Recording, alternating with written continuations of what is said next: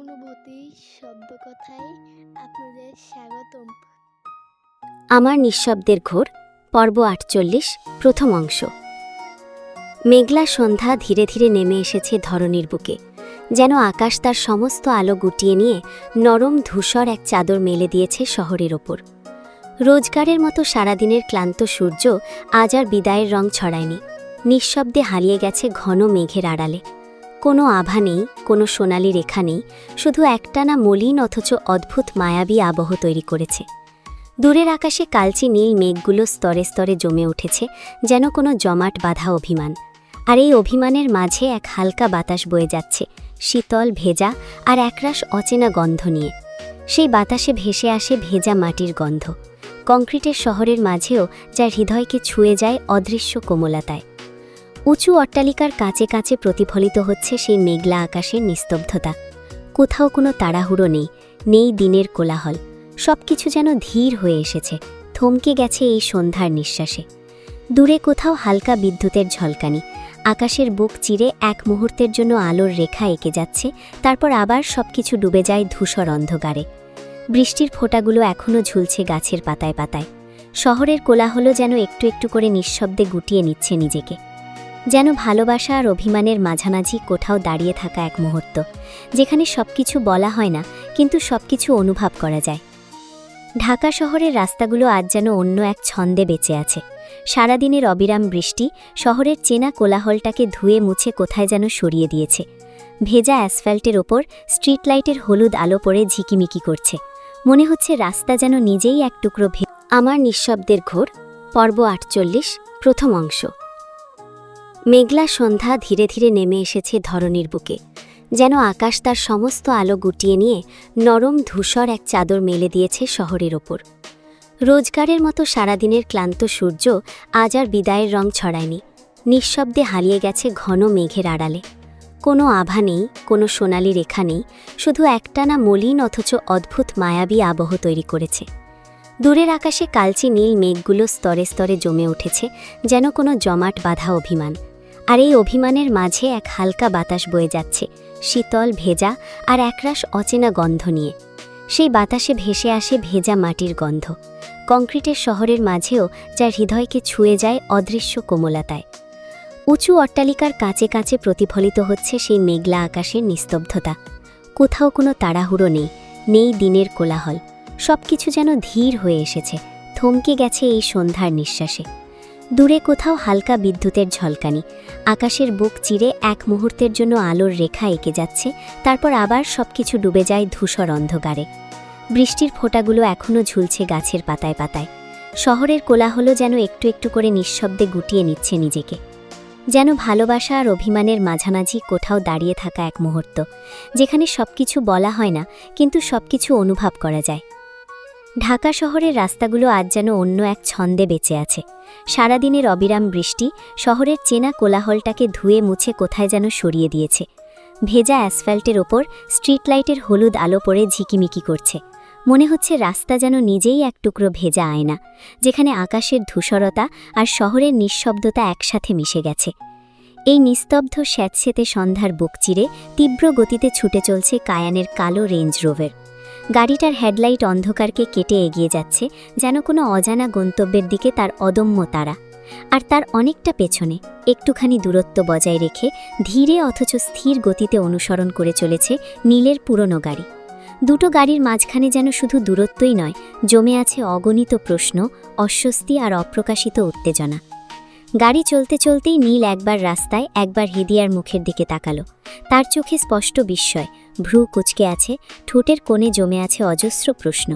অবশেষে আর নিজেকে থামাতে না পেরে কৌতূহল মেশানো কণ্ঠে বলে উঠল, হৃদি, বলবি কি, তুই এরকম তোর হাজব্যান্ডকে ফলো করছিস কেন? কিন্তু সেই প্রশ্ন যেন বাতাসে মিলিয়ে গেল। হৃদিয়ার কানে শব্দ পৌঁছলেও তা তার ভেতরে ঢুকতে পারল না। তার সমস্ত সত্তা, সমস্ত মনোযোগ এক দৃষ্টিতে আটকে আছে সামনে গাড়ির ভিড়ের ফাঁক দিয়ে দেখা যাচ্ছে কায়ানের সেই কালো রেঞ্জ রোভার। যেন সেই গাড়িই এখন তার পৃথিবীর কেন্দ্রবিন্দু। হৃদিয়ার চোখ দুটো স্থির, অথচ ভেতরে তীব্র ঝড় বয়ে যাচ্ছে। তার বুকের ভেতরটা ছটফট করছে, মনে হচ্ছে হৃৎপিণ্ডটা যেন খাঁচায় বন্দি পাখির মতো বারবার ধাক্কা দিচ্ছে, মুক্তি চাইছে, উত্তর চাইছে।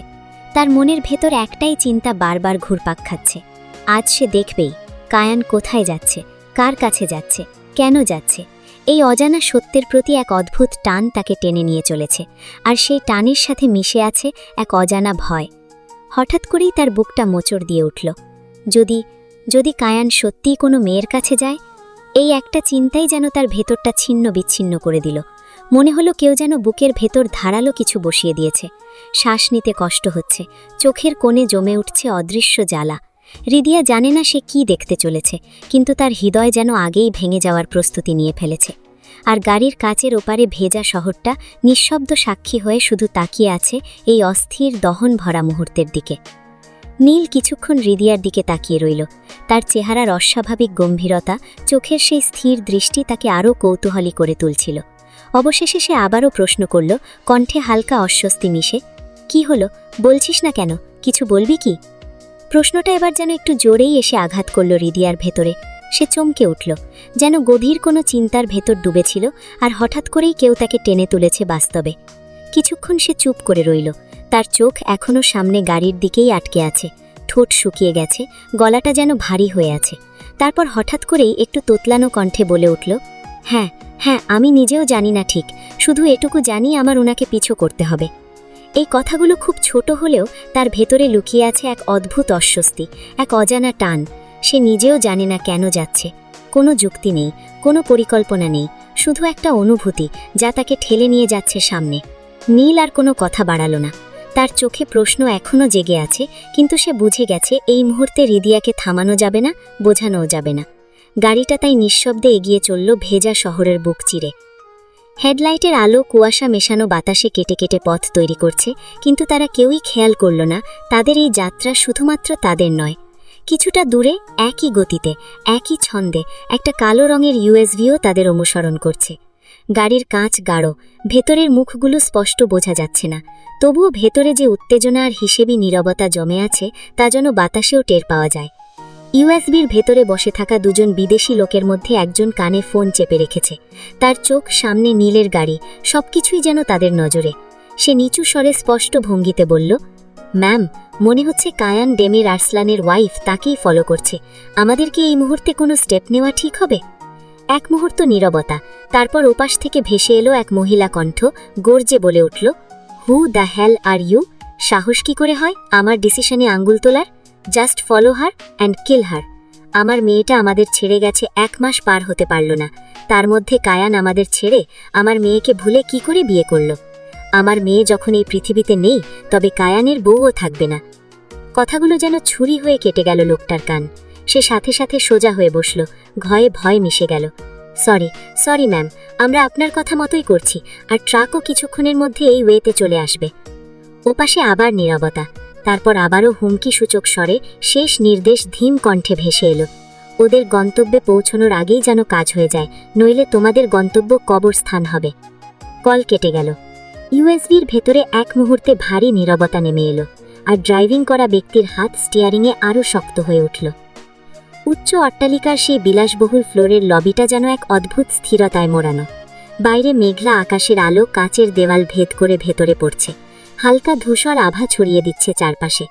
নরম আলোর নিচে পালিশ করা মার্বেল ফ্লোরে যেন সবকিছু আরও নিস্তব্ধ, আরও ভারী হয়ে আছে।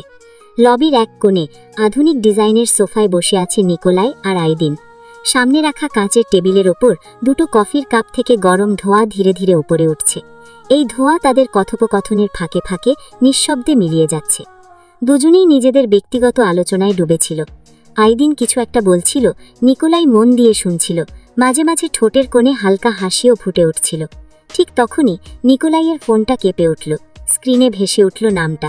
1 সেকেন্ডের মধ্যেই তার ভ্রু উঁচু হয়ে গেল, চোখে একটা সতর্কতার ঝলক নেমে এলো। আইদিন সেটা খেয়াল করেই কৌতূহলী হয়ে একটু এগিয়ে এসে বলল, হুম? নিকোলাই বলল, সিকিউরিটি হেড। এই বলেই নিকোলাই ফোনটা রিসিভ করল। এরপর ফোনটা কানে তুলতেই ওপাশ থেকে ভেসে এলো এক উদ্বিগ্ন কাঁপা কণ্ঠ, Niko sir, something is fishy. এই এতটুকু কথাতেই নিকোলাইয়ের মুখের অভিব্যক্তি বদলে গেল, চোখ সরু হয়ে এলো, কপালে ভাঁজ পড়ল, আর এরপর ভারী কণ্ঠে বলে উঠল, ফিশি? কি হয়েছে, খুলে বলো। এসব না বলে? স্যার, ফুটেজে দেখা যাচ্ছে বিগ বস বেরোনোর 2 মিনিটের মধ্যে লেডি বসও বেরিয়ে গেছে। নিকোলাই 1 সেকেন্ড চুপ করে রইল। তারপর খুব স্বাভাবিক ভঙ্গিতে বলল, সো বেরোতেই পারে, এতে ফিশির কি আছে? নিকো স্যার, লেডি বস উইদাউট সিকিউরিটিতে বেরিয়েছে, সঙ্গে কোনো বডিগার্ড নেই, আর যার গাড়িতে করে গেছেন ওনার গাড়ির নাম্বার লেডি বসের রিলেটিভের। কথাটা শেষ হতেই নিকোলাইয়ের চোখ দুটো ধীরে ধীরে বড় হয়ে উঠল, আর পরের মুহূর্তেই তার দৃষ্টিতে জ্বলে উঠল এক ভয়ঙ্কর আগুন। মুখের পেশিগুলো টান টান হয়ে গেল, যেন ভিতরের রাগদা চেপে রাখতে কষ্ট হচ্ছে। আইদিন পাশে বসে সবকিছু লক্ষ্য করছিল। তারও মনে অস্বস্তির ঢেউ উঠল নিকোলাইয়ের মুখের অবয়ব এভাবে বদলে যেতে দেখে। পরের মুহূর্তেই নিকোলাই বিস্ফোরিত হল। তার কণ্ঠে আর কোনো নিয়ন্ত্রণ রইল না, গর্জে উঠল সে, স্ক্রাউন্ডেল, এখন জানাচ্ছ? এত নেগলেন্সি! ভাবতে পারছ কায়ান জানতে পারলে তোমাদের কি হবে? কথাগুলো শোনার সঙ্গে সঙ্গে আইদিনও সোজা হয়ে বসল। ঠিক সেই মুহূর্তে ফোনের ওপাশ থেকে থতমত খেলে আবার বলে উঠল, স্যার, আমরা কায়ান স্যার, ক্রিস্টিয়ান স্যারকেও কন্ট্যাক্ট করার চেষ্টা করেছি, কিন্তু কায়ান স্যারের নাম্বার সুইচ অফ, আর ক্রিস্টিয়ান স্যার কল রিসিভ করছে না। কথাগুলো শেষ হতেই নিকোলাইয়ের মুখের রং যেন আরও এক ধাপ বদলে গেল, আর দাঁতে দাঁত চেপে দম বন্ধ করা গলায় বলে উঠল, ফাক ফাক sir, the serious matter is, আমরা লেডি বসের সিকিউরিটির জন্যে 1 কিলোমিটারের মধ্যে স্ট্রিট ক্যামেরাগুলো হ্যাক করি। আর কথাটা মাঝপথেই থেমে গেল। এই খাপ ছাড়া থেমে থেমে বলা কথাগুলো নিকোলাইয়ের ধৈর্যের শেষ সীমাটুকুও ভেঙে দিল। সে হঠাৎ করেই গর্জে উঠল এমনভাবে যেন পুরো লবি কেঁপে উঠল সেই শব্দে, হোয়াট দ্য হেল ম্যান! আর কি? মুহূর্তেই ওপাশ থেকে এবার দ্রুত এক নিঃশ্বাসে কথাটা বেরিয়ে এলো, স্যার, ফুটেজে আমরা নোটিস করছি বিগ বসের গাড়ির থেকে একটু ডিস্টেন্সে লেডি বসদের গাড়ি, আর লেডি বসের গাড়ি ফলো করছে একটা কালো এসইউভি। কথাটা শোনা মাত্রই নিকোলাই এক ঝটকায় উঠে দাঁড়িয়ে আবারও ভয়ঙ্করভাবে গর্জে উঠল, হোয়াট? এটা এতক্ষণ পরে জানাচ্ছ? গার্ডরা কি করছিল যখন লেডি বস বেরিয়েছে? ফাক ফাক, নো! এই বলে মুহূর্তেই নিকোলাই আইদিন কোডওয়ার্ডই কি যেন ইশারা করল। আইদিন মুহূর্তেই উঠে দাঁড়ালো আর সঙ্গে সঙ্গে নিজের ফোন করে সেই কোডওয়ার্ড সেন্ড করে দিল এমিরকে, আর তৎক্ষণাৎ নিজের রুমে চলে গেল। উদ্দেশ্য একটাই, নিজের রিভলভার হাতে নেওয়া। নিকোলাইও কানে ফোন ধরে ওই অবস্থাতেই নিজের রুমে গিয়ে ড্রয়ার থেকে রিভলভার বের করে নিল। কান আর ঘাড়ের সঙ্গে ফোন চেপে 2 হাত দিয়ে পুরো রিভলভার গুলি দিয়ে লোড করে নিল। ঘরের নিস্তব্ধতায় সেই শব্দগুলো অস্বাভাবিকভাবে স্পষ্ট শোনা যাচ্ছে। নিকোলাইদের রুমের সোফায় বসেছিল জারিয়া। নিকোলাইকে এরকম বন্দুক লোড করতে দেখে বুক কেঁপে উঠল জারিয়ার। কয়েক সেকেন্ড আগেও সে নিশ্চিন্তে বসেছিল। জারিয়া মুহূর্তেই উঠে এগিয়ে এলো নিকোলাইয়ের দিকে। চোখে মুখে একরাশ দুশ্চিন্তা চেপে বসল। জারিয়া নিকোলাইয়ের পাশে দাঁড়িয়ে বিস্মিত কাঁপা কণ্ঠে বলে উঠল, কোথায় যাচ্ছ এইভাবে? চোখ মুখ এরকম কেন? তোমার রেস্টের দরকার, প্লিজ যাবে না এখন কোথাও। কথাগুলো বলার সময় তার গলার কম্পন লুকোনো গেল না। নিকোলাই স্তব্ধ হয়ে গেল এক মুহূর্তের জন্য। তার চোখে যেন এক ঝলক নরমতা খেলে গেল, কারণ সে জানে এই বাস্তবতা জারিয়ার জন্য অজানা নয়। কিন্তু এসব মানিয়ে নিতে জারিয়ার একটু সময় লাগবে। সে এই মুহূর্তে সত্যি বলতে পারবে না, বললে জারিয়ার চোখ ভেঙে যাবে ভয়ে, চিন্তায়, অস্থিরতায়। তাই সে কিছু বলল না। ধীরে ধীরে রিভলভারটা কোমরে গুজে নিল। তারপর ফোনটা একটু দূরে সরিয়ে এক হাত বাড়িয়ে জারিয়ার মাথাটা আলতো করে টেনে নিল নিজের কাছে। একটা গভীর নিঃশ্বাস ছাড়ল, যেন বুকের ভেতরের সব চাপা ঝড় এক মুহূর্তে থামাতে চাইছে। তারপর জারিয়ার কপালে ঠোঁট ছুঁয়ে একে দিল নীরব কিন্তু গভীর এক চুম্বন। আর সেই নরম মুহূর্তের মাঝেই সে বলল, আমার সম্রাজ্ঞী, তোমার সম্রাটের এই বাস্তবতাকে মানিয়ে নিতে হবে, কারণ তোমার সম্রাটের এটাই ধর্ম, এটাই কর্ম, এটাই কর্তব্য, এটাই দায়িত্ব। চিন্তা করো না জান। জারিয়ার গলা শুকিয়ে গেল। কোনো কথা না বলে জারিয়া নিকোলাইকে জড়িয়ে ধরল আর চোখ বন্ধ করে বাস্তবতাকে মেনে নিতে চেষ্টা করছে। আর এক দীর্ঘ নিঃশ্বাস ছেড়ে বলে উঠল, নিজের খেয়াল রাখবে কিন্তু, আবার আমি কিছু সহ্য করতে পারবো না। অন্য কোনো মুহূর্ত হলে হয়তো জারিয়াকে ছেড়েই যেত না নিকোলাই, কিন্তু এই মুহূর্তে কোনো বাধাই নিকোলাইকে আটকাতে পারবে না। তাই জারিয়ার চুলে আবারও চুম্বন এঁকে বলে উঠল, অপেক্ষা করবে, বাকি কথা এসে হবে, আমাকে এই মুহূর্তে যেতে হবে গ্রিন মিস্ট। কথাটা শেষ করেই সে আলতো করে নিজেকে সরিয়ে নিল। জারিয়ার হাত ফসকে গেল, আর তার সামনে দাঁড়িয়ে থাকা মানুষটা আবার সেই কঠিন নির্দয় বাস্তবতার দিকে হাঁটতে শুরু করল। আর রুমের মধ্যে একরাশ দুশ্চিন্তা নিয়ে দাঁড়িয়ে রইল জারিয়া। নিকোলাই রুম থেকে বেরিয়ে লিফটের দিকে পা বাড়াল। নিকোলাইয়ের পেছন পেছন মুখে একরাশ বিস্ময়, ভয় আর রাগ নিয়ে পা বাড়ালো আইদিনও। নিকোলাই লিফট চড়ে যেতে যেতে ফোনে বলে উঠল, প্লেট নাম্বার দিয়ে আইডি চেক করো রাইট নাও। স্যার, গাড়ির প্লেট নাম্বার দিয়ে আমরা অলরেডি আইডি চেক করেছি and we think it's fake ID sir. নিকোলাইয়ের চোখ মুখ কুঁচকে গেল, চোয়াল শক্ত হয়ে গেল, হাতের শিরা জেগে উঠেছে রাগে, কিন্তু মুখে এক দুশ্চিন্তার ছায়া। এদিকে আইদিন নিজের ফোন দিয়ে কায়ানকে কন্ট্যাক্ট করার চেষ্টা করছে। আইদিন অস্থিরতায় বলে উঠল, নিকো, কায়ের phone still switch off. Nikolai আইদিনের দিকে একবার বিস্ময়ে তাকিয়ে আবারও ফোনে মনোযোগ দিয়ে হুমকির স্বরে বলে উঠল, প্রে করো লেডি বসের যেন কোনো বিপদ না হয়, নইলে গার্ড সহ তোমাদেরও গ্রেভের জন্য রেডি থেকো। এই বলে নিকোলাই ফোন কেটে দিল। লিফট নিচে আসতেই নিকোলাই ট্রাউজারের পকেটে এক হাত গুঁজে অস্থিরতায় ভারী পা ফেলতে ফেলতে বলে উঠল, ওয়্যার ইজ এমের ম্যান? আইদিন দ্রুত পা বাড়াতে বাড়াতে বলে উঠল, ও আসছে। দুজন একসাথে নিচে নেমে বাইরে বের হতেই নিকোলাইয়ের ধৈর্যের শেষ বাঁধটুকুও ভেঙে গেল। গেটের সামনে দাঁড়িয়ে থাকা দুই গার্ডের দিকে সে ঝড়ের মতো এগিয়ে গেল। কোনো সতর্কতা নেই, কোনো কথা নেই, এক ঝটকায় দুজনের মুখে ঘুষি বসালো। ঘুষির শব্দটা যেন মুহূর্তেই নিস্তব্ধতা চিড়ে ফেলল। গার্ড দুজন ব্যথায় কুকড়ে গেল। হঠাৎ আঘাতে তারা দিশেহারা, কি হচ্ছে কেন হচ্ছে কিছুই বুঝতে পারল না। আর নিকোলাই গর্জে উঠল, scoundrel, idiots, be ready for your grave. ঠিক সেই সময় সামনে এসে দাঁড়ালো দুটো মার্সিডিজ। গাড়ির দরজা খুলে ড্রাইভাররা দ্রুত নেমে এসে কোনো কথা না বলে চাবি তুলে দিল নিকোলাই আর আইদিনের হাতে। এক সেকেন্ডও দেরি হলো না, মুহূর্তের মধ্যে দুজন গাড়িতে উঠে পড়ল। ইঞ্জিনের গর্জন উঠল, আর পরের সেকেন্ডেই গাড়ি ছুটে চলল সামনে, এবং তাদের পেছনে বেরোলো বডিগার্ড সহ সাদা রঙের এসইউভি। অন্যদিকে ভেজা ব্যস্ত রাস্তার ভিড়ে নীলের পুরনো গাড়িটা ছুটে চলেছে।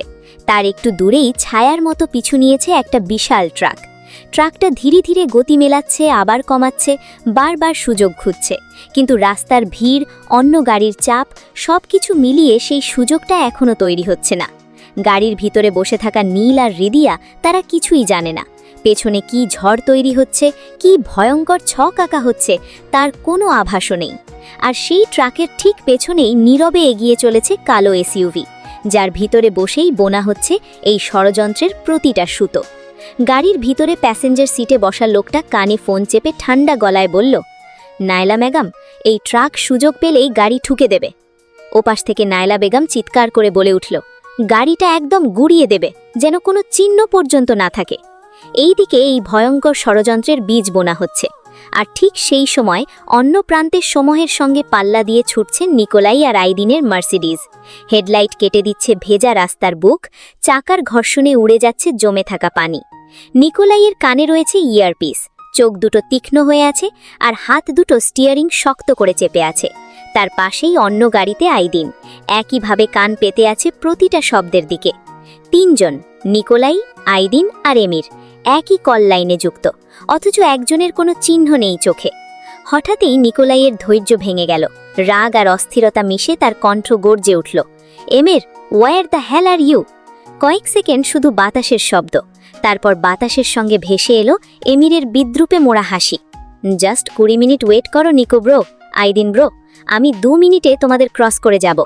আইদিন নিজেকে আর ধরে রাখতে পারল না, ইয়ারপিসের মধ্যেই চিৎকার করে বলে উঠল, এমির, মজা করার টাইম না, sister in law in danger, what the hell are you Emir? এমিরের এবার বাতাস মেশানো ভারী কণ্ঠ ভেসে এলো, গভীর এক অনুভূতি মিশে আছে তাতে। আইদিন ব্রো, আমি কোনো মজা করছি না, সাদা পরি শুধু আমার সিস্টার ইন ল না, ও আমার জানিমের রুহ, সো ডোন্ট ডিস্টার্ব মি। এই বলে এমিরির কল ডিসকানেক্ট হয়ে গেল। নিকোলাইয়ের চোখে মুখে বিরক্তি চেপে বসল আরও। এমিরের খামখেয়ালিপনা তাকে আরও উত্তেজিত করে তুলছে। স্টিয়ারিংয়ে তার হাত আরও শক্ত হয়ে উঠল, পায়ের চাপ বাড়ল অ্যাক্সিলারেটরে। গাড়ি ছুটে চলল আরও দ্রুত, যেন সামনে থাকা প্রতিটা সেকেন্ডকে চিড়ে ফেলতে চাইছে। ঠিক সেই সময় হঠাৎই এক বিকট শব্দ, এক এক্সক্লুসিভ বাইকের গর্জন বাতাস কাঁপিয়ে কানে ঝাঁঝ ফেলে ঝড়ের বেগে তাদের পাশ কাটিয়ে এগিয়ে গেল।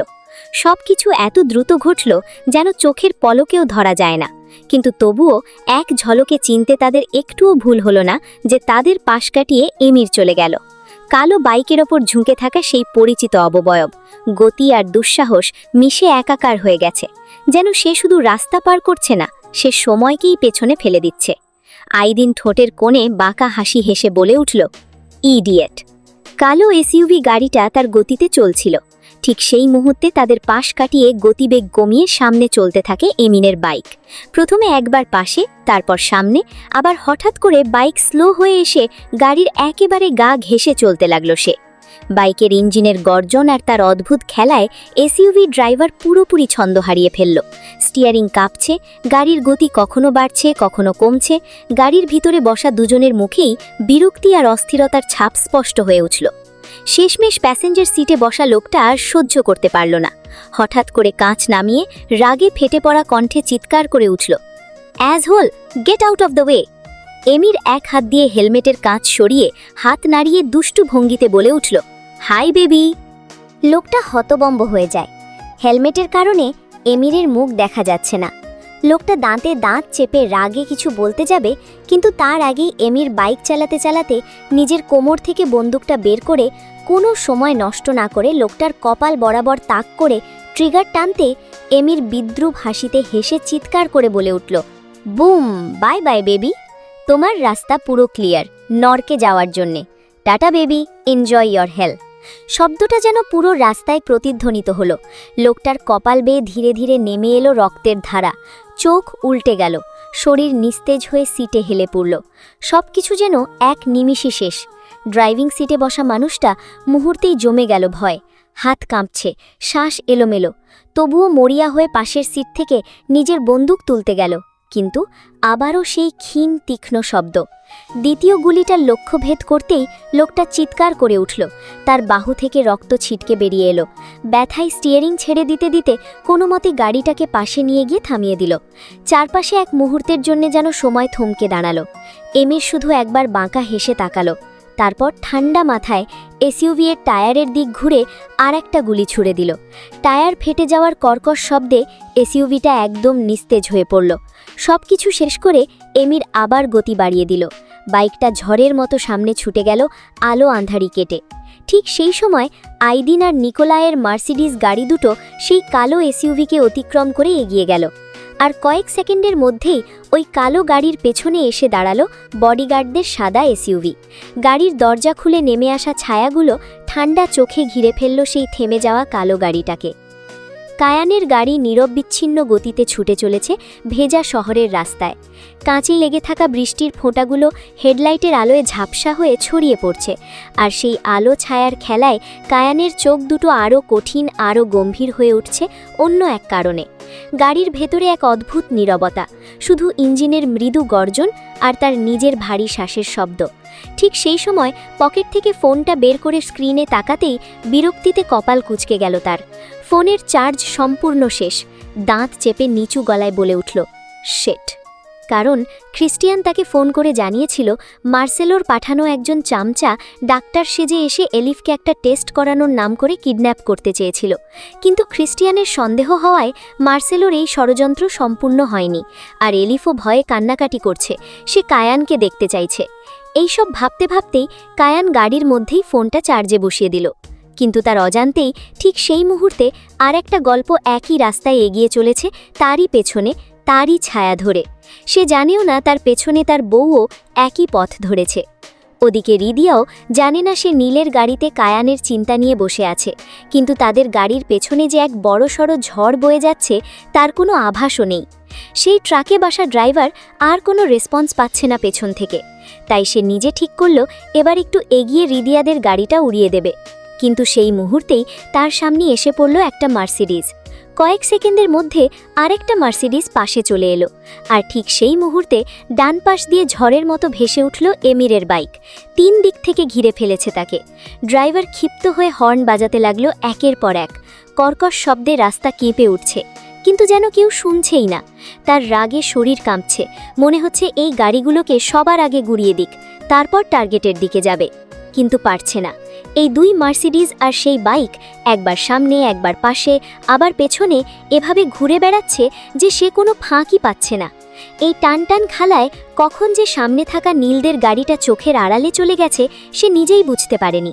চারপাশে তাকাতে গিয়ে হঠাৎ খেয়াল করল বাইকটাও নেই, শুধু আছে সেই 2টো মার্সিডিজ আর সামনে এক নির্জন ফাঁকা রাস্তা। একটা অস্বস্তি বুকের ভেতর জমাট বাঁধতে শুরু করল। আর ঠিক সেই মুহূর্তে পরপর কয়েকটা ক্ষীণ তীক্ষ্ণ শব্দ বাতাস চিরে এসে লাগলো ট্রাকের টায়ারে। মুহূর্তেই ভারসাম্য হারিয়ে ট্রাকটা থমকে দাঁড়ালো। ভারী দেহ নিয়ে কেঁপে উঠল পুরোটা, যেন হঠাৎ করে তার সমস্ত শক্তি নিঃশেষ হয়ে গেছে। এরপর সব কিছু ঘটল চোখের পলকে। নিকোলাইয়ের মার্সিডিজ পেছনে এসে ব্রেক কষে দাঁড়ালো, আর আইদিন সামনে গিয়ে একদম ট্রাকের মুখ আটকে দিল। কোনো সময় নষ্ট না করে আইদিন গাড়ির ভেতর থেকেই জানালার কাঁচ নামিয়ে দিল, আর পরের মুহূর্তেই অজস্র গুলি ছুটে গেল কাঁচ ভেদ করে ট্রাকের ড্রাইভারের দিকে। ধাতব শব্দ, কাঁচ ভাঙার শব্দ, আর তার সাথে মিশে যাওয়া আতঙ্কের শেষ নিঃশ্বাস সবকিছু একসাথে মিলিয়ে এক ভয়ঙ্কর দৃশ্য তৈরি করল। এই পুরো ঘটনাটা এত দ্রুত ঘটল যে না কালো এসইউভির লোকগুলো কিছু বুঝতে পারল, না ট্রাকের ড্রাইভার কোনো প্রতিরোধের সুযোগ পেল। সব কিছু শেষ। হঠাৎ করে নেমে এলো এক অদ্ভুত নীরবতা। আইদিন এক দীর্ঘ নিঃশ্বাস ছেড়ে মাথাটা সিটে হেলিয়ে দিল। ঠোঁটের কোণে ক্লান্ত কিন্তু তৃপ্ত এক হাসি ফুটে উঠল। ইয়ারপিসে হাত দিয়ে নিচু গলায় বলল, ইটস ডান। ওপাশে নিকোলাইও স্টিয়ারিং শক্ত করে ধরেছিল। বুকের ভেতর জমে থাকা চাপটা যেন ধীরে ধীরে বেরিয়ে এলো এক গভীর নিঃশ্বাসে। স্টিয়ারিংয়ে হাত চাপড়ে বিরক্ত ক্লান্ত গলায় বলে উঠল, ফাক ফাক ফাক। এদিক তো ডান হলো, বাট আই ডোন্ট নো কায়ানকে কিভাবে হ্যান্ডেল করব। বাতাস কেটে আবার ভেসে উঠল এমিরের কণ্ঠ, হালকা কিন্তু তার ভেতরে লুকিয়ে আছে অদ্ভুত এক তীক্ষ্ণতা। Niko bro, just find out who sent those assholes. আমি সিস্টার ইন লকে গাইড করছি। দূরের আকাশে জমে থাকা মেঘের স্তূপ নিচে নেমে এসেছে, যেন পুরো পরিবেশটাকে এক অদৃশ্য চাপের ভেতর বন্দি করে রেখেছে। সেই ভারী আবহাওয়ার মাঝেই হঠাৎ করে হাসপাতালের সামনে ব্রেক কষে থামল কায়ানের গাড়ি। কিছুটা দূরে নিরাপদ দূরত্ব বজায় রেখে দাঁড়িয়ে থাকা নীলের পুরনো গাড়ির ভেতরে বসে রিদিয়ার বুকের ভেতর তখন অস্থিরতা ঢেউ তুলছে। তার চোখ স্থির হয়ে আছে সামনের সেই কালো রেঞ্জ রোভারটার দিকে। সে ধীরে, প্রায় নিজের সঙ্গেই কথা বলার মতো বলে উঠল, উনি এই এত দূরের এক হাসপাতালে কেন এসেছেন? এরপর নীল গাড়িটা আস্তে করে থামাতেই রিদিয়া আর এক মুহূর্ত দেরি করল না। কোনো কথা না বলে, কোনো কিছু না ভেবে দরজা খুলে এক ঝটকায় নেমে গেল। তার পায়ের শব্দে অস্থিরতা, তার হাঁটার ভঙ্গিতে তাড়াহুড়ো, সব কিছুতেই স্পষ্ট হয়ে উঠল তার ভেতরের ঝড়। নীল গাড়ি পার্ক করতে করতে উৎকণ্ঠ গলায় বলে উঠল, রিদি দাঁড়া, এরকম করিস না। কিন্তু সেই ডাক যেন বাতাসেই মিলিয়ে গেল। রিদিয়ার কানে পৌঁছল না, বা হয়তো পৌঁছলেও সে থামার মতো অবস্থায় নেই। তার পুরো মন, পুরো দৃষ্টি এখন শুধু এক জায়গায়, কায়ান। ঠিক তখনই নীলের পাশে এসে ধীরে দাঁড়ালো একটা বাইক। ভারী ইঞ্জিনের শব্দটা থামতেই চারপাশের নীরবতা যেন আরও ঘনীভূত হয়ে উঠল। নীল অবাক হয়ে মাথা ঘুরিয়ে তাকাতেই তার চোখে বিস্ময়ের ছাপ ফুটে উঠল। কালো হেলমেটের আড়াল থেকে এমির বেরিয়ে এলো। নীলের মাথায় কিছু ঢুকছে না, ঠিক কী হচ্ছে? হাসপাতালের করিডোরটা তখন অদ্ভুত নিঃশব্দ, সাদা আলোয় ভেসে থাকা দেয়ালগুলো যেন আরও শূন্য করে তুলেছে। হালকা কোলাহল, আর সেই হালকা নীরবতার মাঝেই কায়ান দৃঢ় পায়ে এগিয়ে যাচ্ছে এলিফের রুমের দিকে। আর ঠিক তার পেছনেই নিঃশব্দে সেই একই ছন্দে পা ফেলছে রিদিয়া। তার নিঃশ্বাস ভারী হয়ে উঠছে, বুকের ভেতর ধুকপোকানি বাড়ছে প্রতি মুহূর্তে। সে যেন নিজেই বুঝতে পারছে না ঠিক কী কারণে লুকিয়ে অনুসরণ করছে কায়ানকে, কেন থামতে পারছে না। শুধু এক অদৃশ্য টান তাকে ঠেলে নিয়ে যাচ্ছে সামনে। হঠাৎই কায়ানের পা থেমে গেল। দুই হাত পকেটে গুঁজে সে ধীরে ধীরে পেছনে তাকালো। তার চোখে সন্দেহের ঝলক, যেন কারোর উপস্থিতি টের পেয়েছে। রিদিয়ার বুক কেঁপে উঠল। মুহূর্তের মধ্যে পাশের দেওয়ালের আড়ালে নিজেকে লুকিয়ে ফেলল। নিঃশ্বাস আটকে রাখল, যেন তার হৃদস্পন্দনের শব্দও বাইরে বেরিয়ে না আসে। কায়ান কিছুক্ষণ এদিক ওদিক তাকালো। অচেনা কয়েক মুখ, করিডোরে এক নিঃশব্দতা, আর দূরের মেশিনের ক্ষীণ শব্দ ছাড়া কিছুই নেই। শেষমেশ সে আবার সামনে ঘুরে হাঁটা শুরু করল। রিদিয়া ধীরে ধীরে আড়াল থেকে বেরোলো। তার চোখে এখন আরও গভীর কৌতূহল, আরও তীব্র অস্থিরতা বেড়ে উঠল। কায়ান এলিফের রুমের সামনে এসে দাঁড়ালো। কাঁচের দরজার ফাঁক দিয়ে ভেতরে তাকাতেই তার চোখের দৃষ্টি বদলে গেল। ভেতরে এলিফ বিছানায় বসে কাঁদছে, তার শরীর কাঁপছে, চোখে ভয় জমাট বেঁধে আছে। পাশে দাঁড়িয়ে ক্রিস্টিয়ান তাকে সামালানোর চেষ্টা করছে, কিন্তু তার মুখেও ক্লান্তি আর অসহায়তা স্পষ্ট। কায়ান আর এক মুহূর্ত দেরি করল না। কাঁচের দরজা ঠেলে ভেতরে ঢুকে পড়ল, আর এলিফ করুণ দৃষ্টিতে সেদিকে তাকিয়ে পড়ল। সে ধীরে ধীরে এগিয়ে গেল এলিফের দিকে।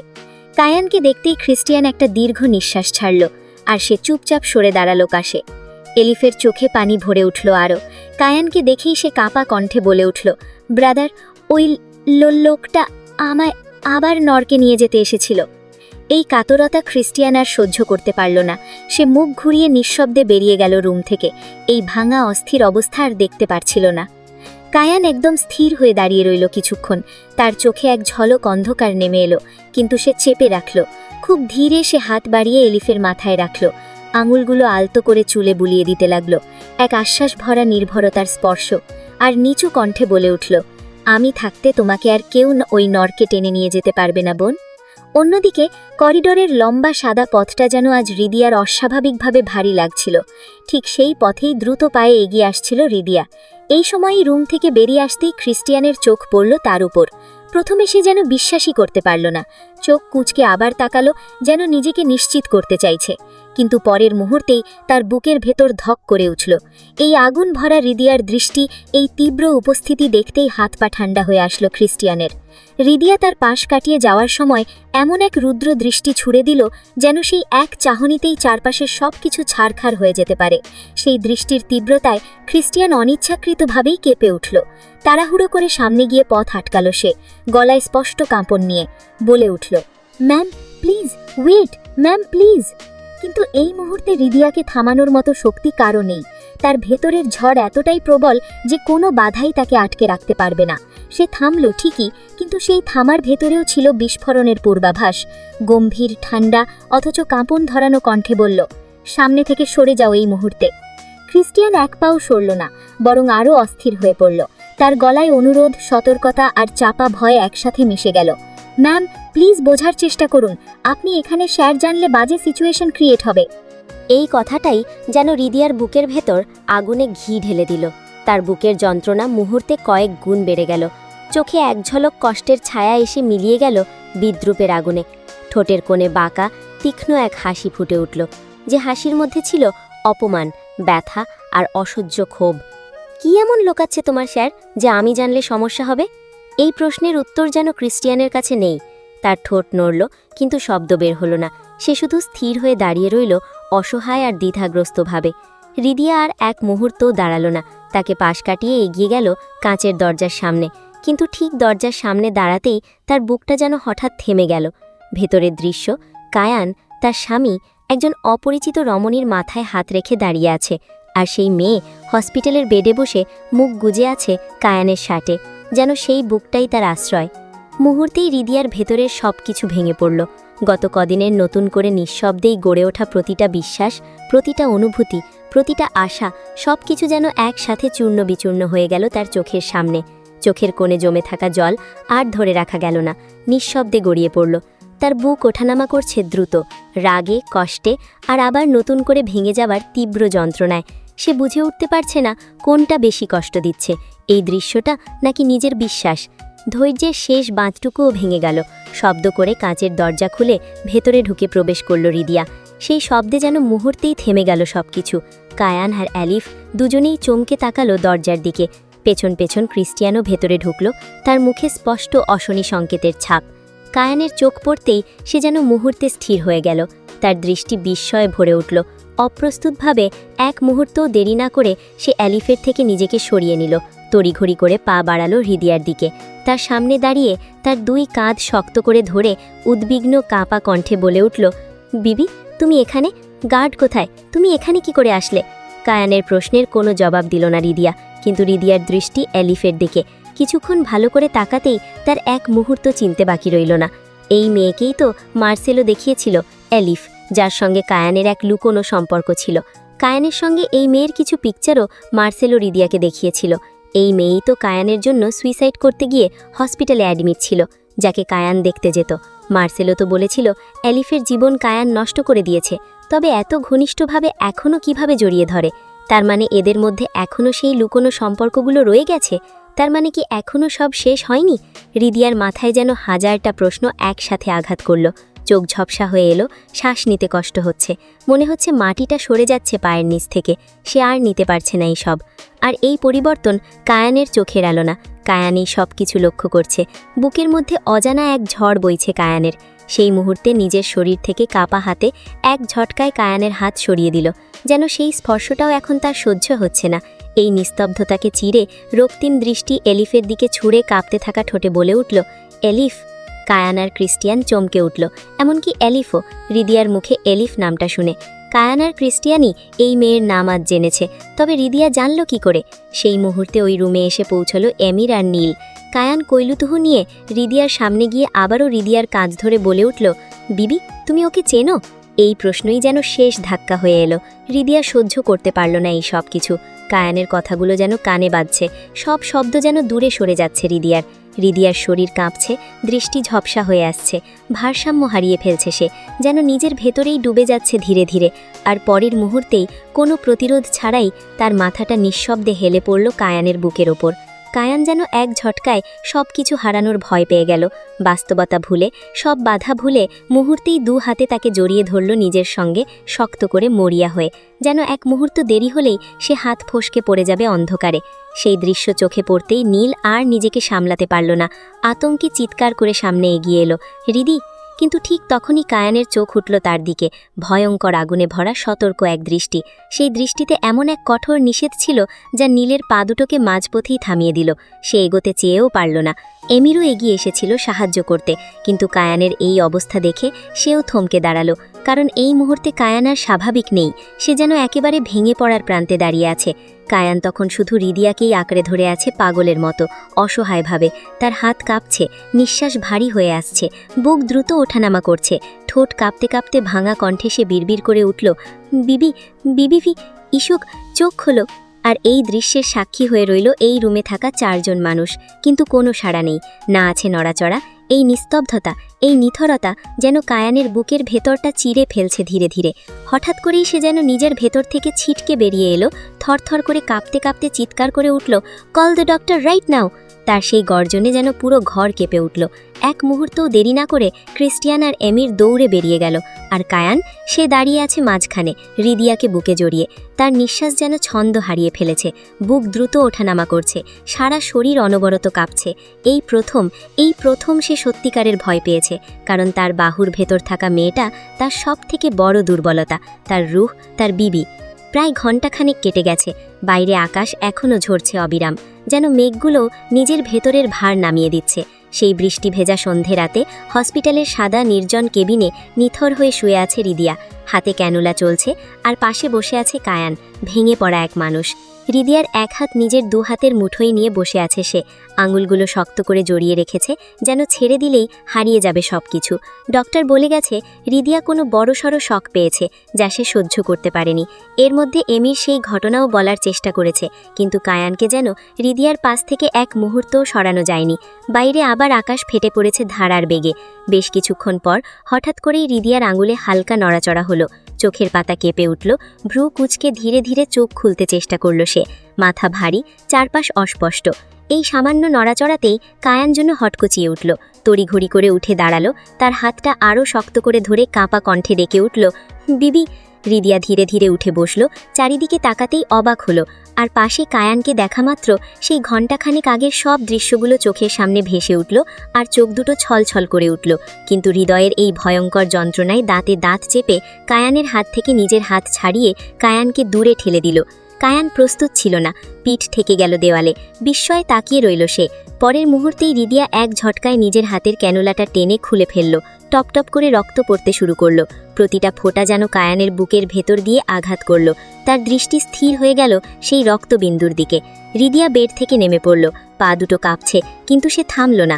এমির এগিয়ে এসে বিস্মিত কণ্ঠে বলে উঠল, sister in law, you need to rest. Ridia চোখের পানি ঝরাতে ঝরাতে ভাঙা কণ্ঠে এমিরের দিকে তাকিয়ে বলে উঠল, ওই ডাকে আমাকে আর ডাকবেন না জিজু। এই কথাটা যেন ঘরের বাতাসকেও ভারী করে দিল। কায়ান আর সহ্য করতে পারল না, তড়িঘড়ি করে এগিয়ে এসে রিদিয়ার হাত টেনে দেওয়ালের সঙ্গে চেপে ধরল।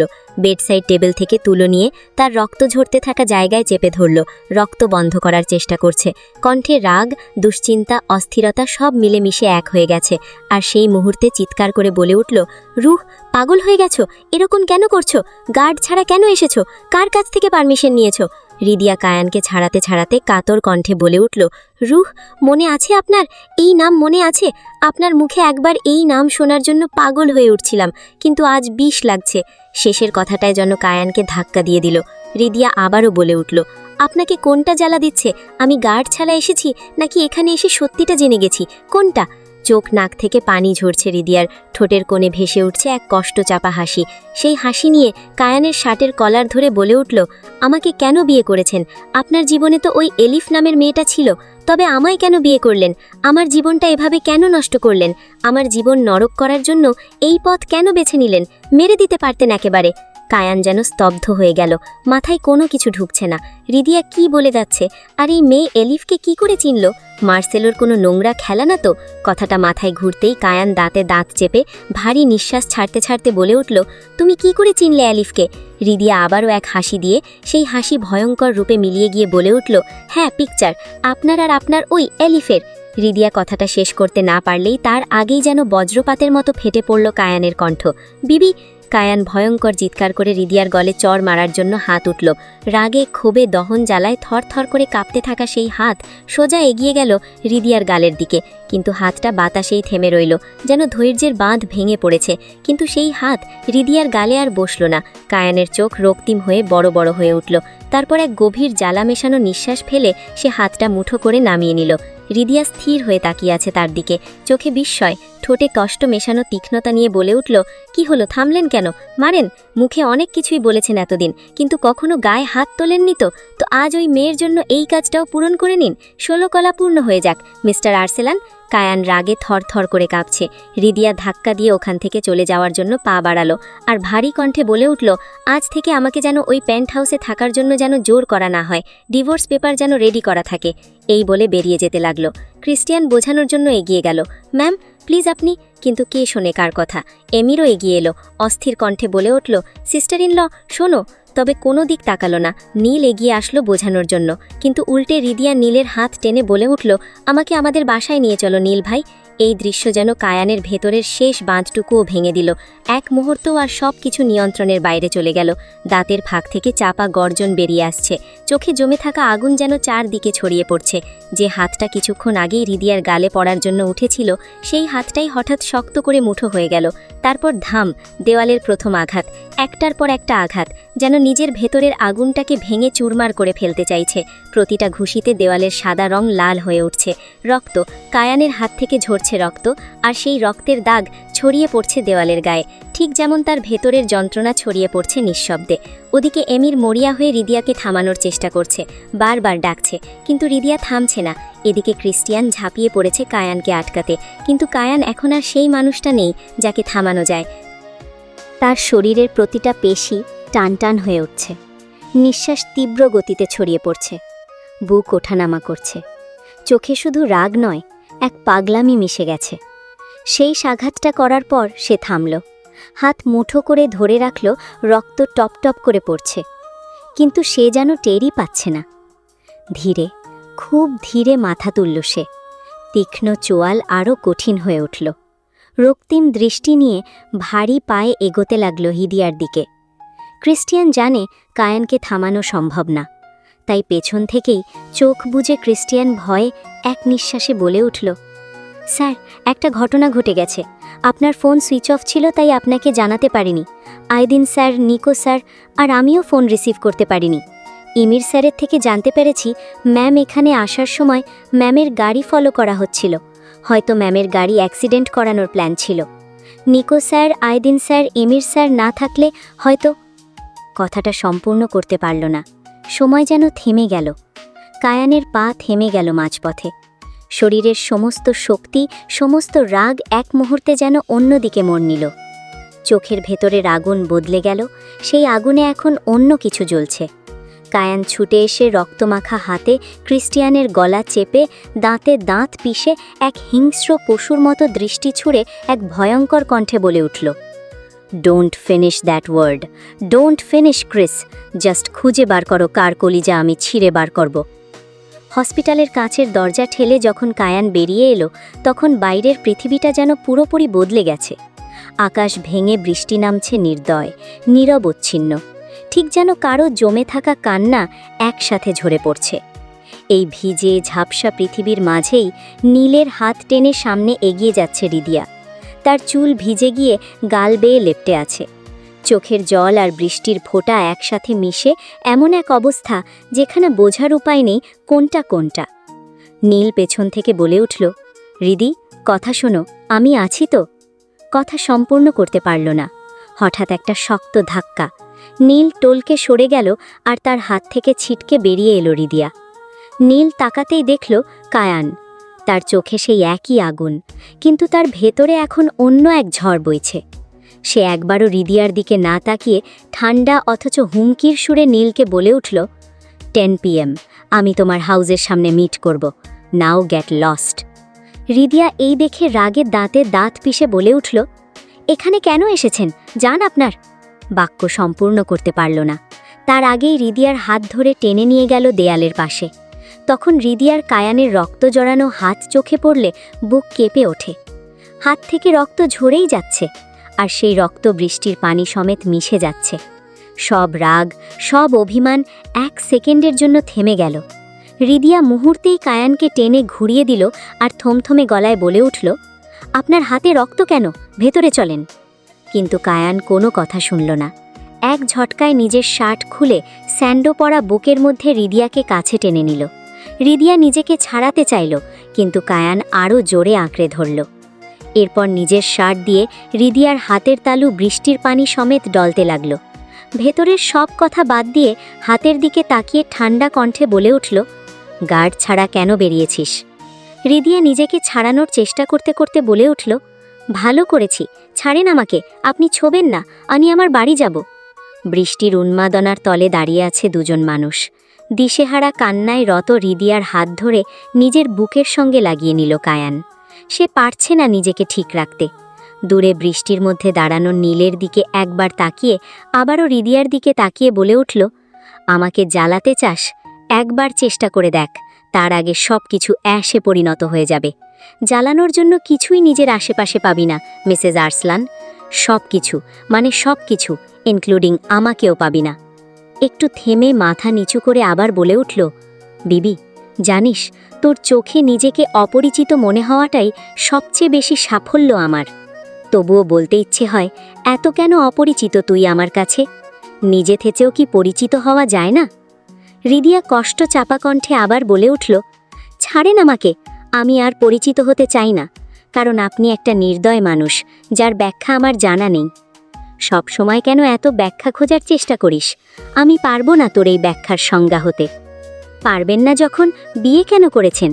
ভুল না করেও এরকমভাবে যে শাস্তি দেওয়া যায় তা আপনার থেকে শেখা উচিত। কেন করলেন? কায়ান এক অসহায় দৃষ্টিতে তাকিয়ে রইল। তাকে আল্লাহ তাআলা এরকম পরিস্থিতিতে কেন ঠেলে দিল? কেন সব কিছু স্বাভাবিক নয়? কেন তার ভালোবাসাকে আগলে রাখতে হিমশিম খেয়ে যাচ্ছে? সে কেন তার ভালোবাসা উজাড় করে দিতে পারছে না? এই সব ভাবনার মধ্যে নিজের বুকে এক সমুদ্র কষ্ট চাপা রেখে নরম কণ্ঠে বলে উঠল, হ্যাঁ, আমি তোকে জোর করেই বিয়ে করেছি। কেন করেছি তার জবাব খুঁজতে আসিস না। উত্তরে শূন্যস্থান ছাড়া কিছুই পাবি না। একটু থেমে আবার বলে উঠল, শাস্তি পাচ্ছিস? পা, তবুও আমার হয়ে এই শাস্তি উপভোগ কর। শুধু এটুকু মনে রাখবি, আমি তোকে ভীষণ ঘৃণা করি। তোর ওপর আমার প্রথম দৃষ্টিই ছিল ঘৃণার। আর এই ঘৃণার গভীরতা মাপতে যাস না, অতলেই হারিয়ে যাবি, তবুও এর কোনো শেষ খুঁজে পাবি না। কায়ানের এই ঘৃণা শব্দের মধ্যে লুকিয়ে ছিল তার ভালোবাসার গভীরতা। সে চিৎকার করে বলতে চায়, ভালোবাসি রুহ, কিন্তু তার অক্ষমতা যে বলতে পারে না। তাই যতবার তার মুখ থেকে বেরোবে আমি তোকে ঘৃণা করি, ততবার সে চিৎকার করে বলছে, আমি তোকে আমার প্রতি নিঃশ্বাসে নিঃশর্তভাবে ভালোবাসি রু। রিদিয়া কেন জানে না এই লোকটার ঘৃণা শব্দটাকে ঘৃণা হিসেবে নিতে পারে না। কোথাও যেন সেই শব্দের ভেতরে লুকিয়ে থাকা অন্য একটা অনুভূতি তাকে কাঁপিয়ে দিচ্ছে, অস্থির করে তুলছে। ঠিক সেই মুহূর্তে পেছন থেকে এক অচেলা মেয়ে আলী কণ্ঠে বলে উঠল, বালডিস। পেছন ঘুরে সেদিকে তাকাতেই রিদিয়ার রাগ আরও চড়াও হলো। কায়ান সেদিকে তাকিয়ে বলে উঠল, এলিফ, বোন, আমার নিজের রুমে যাও, তোমার এইভাবে নিচে আসা ঠিক হয়নি। কায়ানের মুখে বোন শুনতেই রিদিয়ার ভ্রু কুঁচকে গেল। এলিফের পাশে দাঁড়ানো ক্রিস্টিয়ান আর এমির। ক্রিস্টিয়ান ধরে আছে ছাতা আর এমির ধরে আছে এলিফকে। এলিফের কথা জানার পর এমির যেন ঠিকমতো তাকাতে পারছে না মেয়েটার দিকে। তাকালেই বুক কেঁপে উঠছে। এমির আর দুষ্টু ভঙ্গিতে নেই। সে স্বাভাবিকভাবে বলে উঠল, সিস্টার ইন ল, তুমি ভুল ভাবছ। সেই মুহূর্তে কায়ান গম্ভীর কণ্ঠে বলে উঠল, ওকে নিয়ে উপরে যাই মুহূর্তে। কিন্তু এলিফ শুনল না। রিদিয়ার দিকে পা বাড়ালো আর বলে উঠল, না ব্রাদার, আমি চাই না আমার জন্য বালডিজ আপনাকে ভুল বুঝুক। কায়ান দীর্ঘ নিঃশ্বাস ছেড়ে তাকিয়ে রইল রিদিয়ার দিকে। রিদিয়ারও কায়ানের দিকে তাকালো। তার মাথায় কিছু ঢুকছে না। কি শুনছে, একবার বোন একবার ভাই, এসবের কি মানে? এলিফ কাঁপতে কাঁপতে রিদিয়ার সামনে দাঁড়িয়ে পড়ল। রিদিয়ার হাত দুটো নিজের হাতের মধ্যে নিয়ে নিল। রিদিয়ার কেমন যেন বুকটা কেঁপে উঠল। মেয়েটার দিকে তাকাতেই কেমন যেন মায়া হলো। এরপর এলিফ কাতর কণ্ঠে বলে উঠল, আমি একজন কলঙ্কিত নারী। কেন আমার মতো এই কলঙ্কের সঙ্গে এই পবিত্র মানুষটাকে জড়াচ্ছ বালডিজ? এই মানুষটা আমার বড় ভাইয়ের মতো। ভাইয়ের মতো কি, আমার বড় ভাই উনি। রিদিয়া হতবাক হয়ে গেল। এলিফ কান্না করতে করতে আবারও বলে উঠল, আমাকে ক্রিস্টিয়ান সব বলেছে, কিন্তু বিশ্বাস করো, আমার কোনো বড় ভাই নেই। ছোটবেলা থেকে শুধু একটা চেহারাই আমার মনে আছে, আমার আম্মার চেহারা। আর তারপর থেকে এক জানোয়ারের চেহারা, যে আমায় রোজ কলঙ্কিত করে। কথাগুলো বলতে বলতে এলিফের শ্বাসকষ্ট উঠে গেল, কারণ সেই ভয়ঙ্কর দিনগুলো মনে পড়লে যেন তার চিৎকার করতে ইচ্ছে হয়। এই দেখে এমির আর কায়ান এগিয়ে এলো। কায়ান ক্রিস্টিয়ানের দিকে তাকিয়ে উদ্বিগ্ন কণ্ঠে বলে উঠল, ক্রিস্টিয়ান, ওকে নিয়ে যাও। এমির থমথমে গালায় বলে উঠল, হে princess, come down please. Ridiya সহ্য করতে পারল না আর। তার চোখ থেকে পানি বেরিয়ে গেল। ছটপট করতে করতে বলে উঠল, তুমি প্লিজ শান্ত হও। এলিফ রিদিয়ার হাত ধরে এক কষ্ট চাপা হাসি দিয়ে বলে উঠল, এগুলো আমার কাছে জান্নাত মনে হচ্ছে বালডিজ, দয়া করে অনুভব করতে দাও। তোমার সব কথা শুনব, কিন্তু এখানে না, তোমার রুমে চলো প্লিজ। এরপর সবাই মিলে আবার ফিরে গেল এলিফের রুমে। এরপর পরিস্থিতি একটু সামলে যাওয়ার পর এলিফ একের পর এক যখন রিদিয়াকে ঘটনাগুলো বলতে লাগলো, আর রিদিয়ার চোখ থেকে পানি ঝরতে লাগলো। সবশেষে এলিফ যখন বলে উঠল, বালডিজ, আমার মতো কলঙ্কিতর জন্য তোমার মতো পবিত্র মানুষের চোখে জল মানায় না। রিদিয়া আর নিজেকে ধরে রাখতে পারল না। সে নির্বাক হয়ে তাকিয়ে রইল। নিজের ওপরই ঘৃণা জন্মাতে লাগলো তার। রিদিয়া যেন বাক্য হারিয়ে ফেলেছে। কি বলবে সে? এলিফ আর কায়ানকে নিয়ে কী সব ভেবে এসেছে। ছি ছি ছি, এই মেয়েটা আসলে কতটা ভেঙে যাওয়া, কতটা নির্যাতিত, আর সে নাকি আজ পর্যন্ত জানত। ছি ছি ছি, নিজের হাতে নিজেকে শেষ করে ফেলতে ইচ্ছা করছে, আর নিজের স্বামীর সামনে মুখ দেখানোর সাহসটুকুও যেন হারিয়ে ফেলছে। কি করে দাঁড়াবে কায়ানের সামনে? এক অপরাধ বোধ চেপে বসেছে। সে এক দীর্ঘ নিঃশ্বাস ছেড়ে অসহায় দৃষ্টিতে এলিফের দিকে তাকিয়ে বলে উঠল, তোমার এই বালডিজের একটা কথা রাখবে? যদি পারি নিজের জীবনটাও দিয়ে দেব বালডিজ। তোমার জীবন ফুলের মতো পবিত্র, আর এই ফুলকে আমি কখনোই নষ্ট হতে দেব না। তাই আজ থেকে নিজেকে আর কখনো কলঙ্কিত বলবে না। রিদিয়ার শব্দগুলোই এলিফ একদম ভেঙে পড়ল। তার বুক থেকে হাহাকার বেরিয়ে এলো। সে কাঁপতে লাগলো, যেন এতদিনের জমে থাকা সব ব্যথা একসাথে বেরিয়ে আসছে, আর ছটপট করতে উঠল। তখন রিদিয়া বসা থেকে উঠে দাঁড়িয়ে দাঁতে দাঁত পিষে এলিফের চোখ মুছতে মুছতে বলে উঠল, আমাকে ক্ষমা করে দিও এলিফ, প্লিজ আমাকে ক্ষমা করে দিও। আর তোমার এই বালডিজ তোমাকে কথা দিচ্ছে, আমি ওই নরপিশাচকে নিজে হাতে শেষ করব, নরক যন্ত্রণা দেব। আজকের গল্পটি আপনাদের কেমন লাগলো? ভালো লাগলে লাইক, কমেন্ট, শেয়ার, সাবস্ক্রাইব করে পাশে থাকবেন। আবার দেখা হবে পরবর্তী ভিডিওতে। টাটা।